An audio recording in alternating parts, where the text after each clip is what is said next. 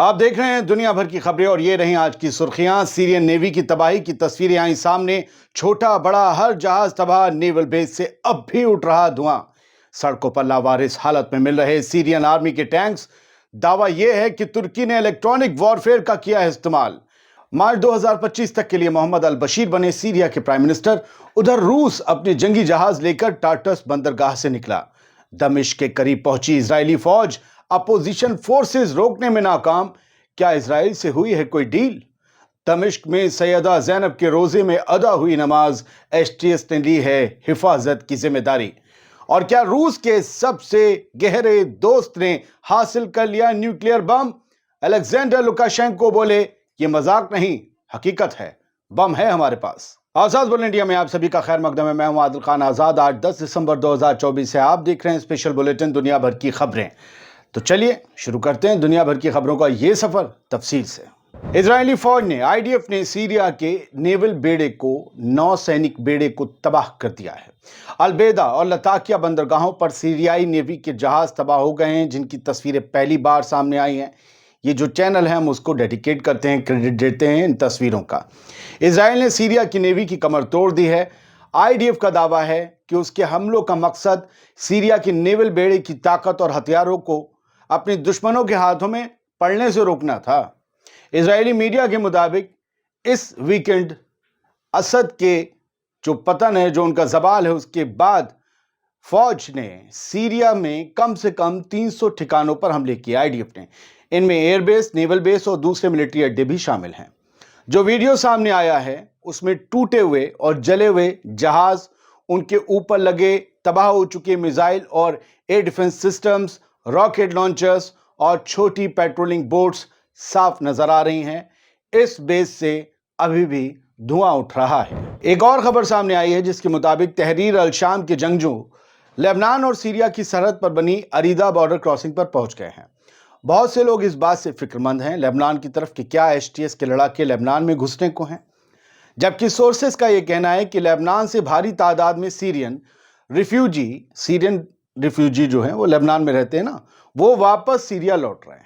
ایسے میں STS کو یا پھر اپوزیشن فورسز کو اس بات کا خدشہ ہے کہ ان ریفیوجیز کے ساتھ ساتھ دشمن، جاسوس یا پھر حزب اللہ کے لڑاکے بھی کہیں سیریا میں نہ گھس آئیں، لہٰذا وہ بارڈر کراسنگ پر چوکسی بڑھانے اور اسے کنٹرول کرنے میں یا اسے کنٹرول میں لینے کے لیے وہاں پہنچے ہیں۔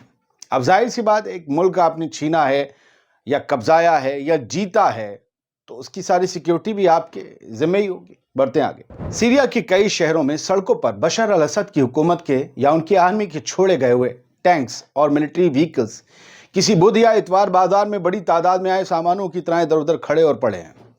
اس سے پتہ چلتا ہے کہ بشر کی آرمی نے ان کا ساتھ نہیں دیا اور ڈائریکٹ سرنڈر کر دیا، اپنی وردیاں چھوڑ کر بھاگ گئے۔ مگر یہ سرنڈر بہت آسانی سے ہو گیا۔ کچھ ایکسپرٹس کا ماننا ہے، شیور نہیں ہے، ماننا ہے کہ ایسا اس لیے ہوا کیونکہ ترکی نے اکنسی سسٹم کے ذریعے الیکٹرانک وارفیئر لاگو کیا اور سیریا کی آرمی کی کمیونیکیشن کو پوری طریقے سے بالکل یوں کہتے ہیں نا معذور کر دیا۔ کمیونیکیشن پورا کاٹ دیا، ادھر سے ادھر کسی کے پاس کوئی میسج نہیں جا رہا تھا۔ اس سے آرمی اور باغیوں کے بیچ بہت سارا خون خرابہ ہونے سے بھی رک گیا، کیونکہ پھر آرمی چلی گئی جب کمیونیکیشن نہیں ہو پایا۔ دراصل جب کسی آرمی کی ایک یونٹ دوسری یونٹ سے یا پھر سینٹرل کمانڈ سے کانٹیکٹ نہیں کر پاتی ہے تو ان کو کوئی آرڈر نہیں مل پاتا ہے، انہیں دشمن کی لوکیشن بھی نہیں پتہ چل پاتی، وہ کتنا قریب ہے، کتنی بڑی تعداد میں۔ تو ایسے میں ان کے پاس سرنڈر کے علاوہ کوئی چارہ نہیں رہتا ہے۔ یہ بھی ایک حقیقت ہے کہ بشار الاسد کی آرمی اب بشر کے لیے اور لڑنا نہیں چاہتی تھی، لہٰذا وہ اپنے ٹینکس چھوڑ کر ایسے بھاگ گئے۔ اب کچھ اہم اپڈیٹس ہیں جو تازہ آئی ہیں، یہ ہیڈ لائنز بنیں گی، تب تک میں آپ کو بتاؤں۔ محمد البشیر کو آدھیکارک طور پر آفیشلی 1 مارچ سال 2025 تک کے لیے سیریا کی حکومت کا ایکٹنگ پرائم منسٹر اپوائنٹ کیا گیا ہے، کاریہواہک پردھان منتری بنایا گیا ہے بشیر کو۔ دوسری اپڈیٹ یہ ہے کہ سیٹلائٹ تصویروں سے پتہ چلا ہے کہ روسی وارشپس یعنی یدھپوت سیریا کے ٹارٹس شہر کے ماسکو بیس سے روانہ ہو گئے ہیں۔ 9 دسمبر کو پلانٹ لیبس کی طرف سے لی گئی تصویر میں रूस के मेडिटेरेनियन बेड़े के कम से कम 3 जहाज दिखाई दिए। इनमें 2 गाइडेड मिसाइल फ्रिगेट और 1 ऑयलर शामिल थे, जो टार्टस के नॉर्थ वेस्ट में लगभग 13 किलोमीटर की दूरी पर खड़े थे। टार्टस को छोड़ गए थे। यहां कभी रूस का भोकाल हुआ करता था, लेकिन सभी को अपने वॉरशिप्स और अपनी जान प्यारी होती है। ब्रिटेन के फॉरेन सेक्रेटरी से जुड़ी एक तीसरी अपडेट है। ब्रिटेन के फॉरेन सेक्रेटरी डेविड लैमी, इन्होंने सीरिया पर इजराइल की भारी बमबारी का बचाव करते हुए कहा कि इजराइल की फिक्र जायज़ है और उसके हमले भी जायज़ हैं। उसे अपने सेल्फ डिफेंस का हक है। पहले अमेरिका ने कहा, ब्रिटेन ने कहा। ब्रिटिश पार्लियामेंट में एक सवाल पूछा गया था। इस सवाल के जवाब में फॉरेन सेक्रेटरी ने कहा, लैमी ने, कि यह समझना मुश्किल नहीं है कि इजराइल को अब सीरिया से खतरा है, पहले नहीं था, लिहाजा उसकी कार्रवाई पर सवाल नहीं उठाए जा सकते हैं। यानी ब्रिटेन ने इजराइल को सीरिया पर हमले जारी रखने की सीधी इजाजत दे दी है, ग्रीन सिग्नल दे दिया है। दोस्तों, अब कुछ लाइव खबरें ले लेते हैं। देखिए, इजराइल की फौज जो है वो लगातार हमले कर रही है सीरिया पर, और वो आगे भी बढ़ती चली जा रही है। खबर तो मैप तो ये है कि बता रहा है कि 20 किलोमीटर है दमिश्क से इजरायली फौज, लेकिन हकीकत तो ये है कि वो अब 15 किलोमीटर से भी कम रह गई है।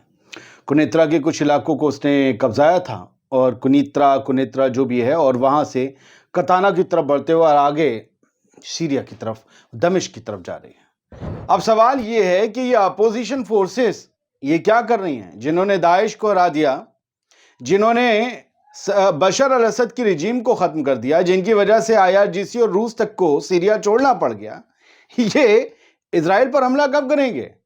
लोग ये जानना चाहते हैं। क्या इनकी कोई डील तो नहीं हो गई है, लोग ये पूछ रहे हैं इजराइल से।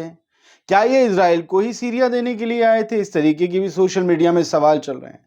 तो मिस्टर जोलानी को वक्त रहते इजराइल के खिलाफ एक्शन लेना होगा, वरना ये समझिए कि सीरिया का जो गोलान का इलाका निकल चुका था बहुत पहले ही हाथ से, जिसे नेतन्याहू कह चुका है कि वो अब हमेशा हमेशा के लिए हमारे पास रहेगा, कल रात का है। वो गोलान छोड़िए, उससे आगे का बोलान और जोलान भी इजराइल ले जाएगा। और ये STS वाले हैयत तहरीर अल शाम, ये जो बहुत से लोगों के हीरो बन गए हैं, कहीं ऐसा ना हो कि बाद में वही लोग इन्हें गाली दे रहे हों। खैर, बीबी ज़ैनब के रोज़े पर नमाज अदा की गई, ये अच्छी बात है, क्योंकि सबको ये खदशा था कि कहीं ये STS वाले आकर रोज़े को तबाह ना कर दें, मिसमान ना कर दें, शहीद ना कर दें। लेकिन अच्छी बात है, ये मकाम तारीख़ी है, हज़रत अली की बेटी और शेर खुदा की, और ये यहाँ पर सुन्नी और शियत तमाम लोग अक़ीदत के साथ आते हैं सीरिया में, तो वहाँ पर ये नमाज अदा की गई। तेहरान टाइम्स ने जो है इसे शेयर किया। सैयद ज़ैनब का जो रोज़ा है वो पूरी तरीके से सिक्योर है, और STS ने खुद जिम्मेदारी ली है कि चाहे जितने पाक मकामात हों, चाहे सुन्नियों के हों, चाहे शियाओं के हों, चाहे दोनों के हों, चाहे माइनॉरिटीज़ हों, सबकी हिफाजत हम करेंगे। हम यहाँ एक निज़ाम कायम करने आए हैं, हम यहाँ बदले लेने नहीं आए हैं, और अपने घर में हम वापस आए हैं, कहीं बाहर से थोड़ी ना है। तो अपनी ज़मीन पर क्यों? लेकिन फिर अपनी ज़मीन को जो इजराइल कब्जा रहा है, फिर वो पूछूंगा कि वहाँ आप क्या कर रहे हो, वरना फिर सवाल उठते रहेंगे। सवाल उठाना हमारा काम है, हम इसके भी नहीं हो सकते, उसके भी नहीं हो सकते। ठीक है, किसी एक तरफ चले जाना एजेंडा होता है दोस्त, इसलिए दोनों तरफ के लोग गाली देते रहो, जिस दिन दिमाग आएगा समझ जाओगे। Dozens of Palestinians massacred in Israeli strikes. अब हम गजा पर आते हैं। दर्जनों फ़लस्तीनी कत्ल गारत के दौरान मारे गए। इजराइल की स्ट्राइक्स अब भी जारी हैं। मरने वालों का आंकड़ा 44,758 हो चुका है। खून बहता जा रहा है, बारूद उड़ता जा रहा है धुआं बनकर, और घर मकानात खंडर बन रहे हैं। एक नई नस्ल है जो चले जा रही है पिछले 1 साल से। जब से उसने चलना सीखा है, वो बच्चे चलते चले जा रहे हैं, उससे ज़्यादा कोई नहीं चला। कहीं ऐसा ना हो कि एक दिन जब सब ठीक हो जाएगा तो ये बच्चे पूरी दुनिया को नाप लें और पूरी दुनिया में फ़लस्तीन का नाम रोशन कर दें। अलमायदीन की खबर है, उन्होंने भी यही कहा है कि 44,786 तादाद पहुंच गई है, जबकि हमारे पास 758 की पहली थे। आंकड़ा अब ये अपडेटेड है। 1,06,188 लोग ज़ख्मी हुए हैं। नेतन्याहू की कोर्ट में पेशी थी, कोर्ट में गया बंदा, बचा नहीं जाए बच जाएं, لیکن कोर्ट में पेशी हुई, जज ने बयानात करप्शन मामले में नोट किए तो बाहर आता है, बंदा कहता है कि मेरे ऊपर लगाए तमाम इल्ज़ामात बेबुनियाद हैं, सिंपली रिडिकुलस, ये राजनीति से प्रेरित है। आपको कुछ समझ याद आया ये कहाँ बोला जाता है? बस नेतन्याहू ने भी वही बोला था। इस खबर को बहुत तवज्जो नहीं देंगे। अल जज़ीरा ने लिखा है कि पुतिन के फेस को, पुतिन के प्रेस्टीज को बहुत बड़ा धक्का लगा है जो बशर अल असद की हुकूमत के लिए है। पुतिन बचा नहीं पाए, पूरी दुनिया में मैसेज ये गया, पुतिन बचा नहीं पाए।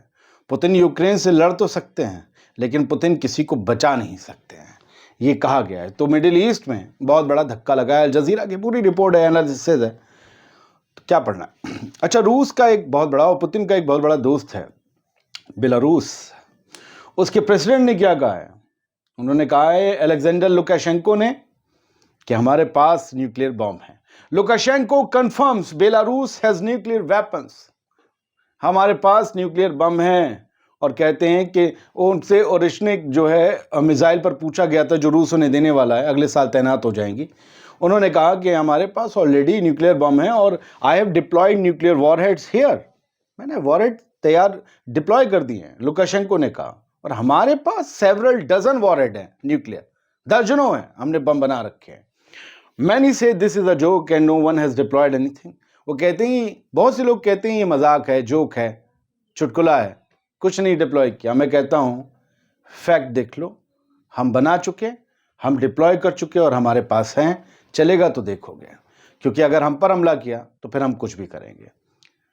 बहुत बहुत शुक्रिया। दुनिया भर की खबरें आप देख रहे थे। सलामत रहिए, खुश रहिए।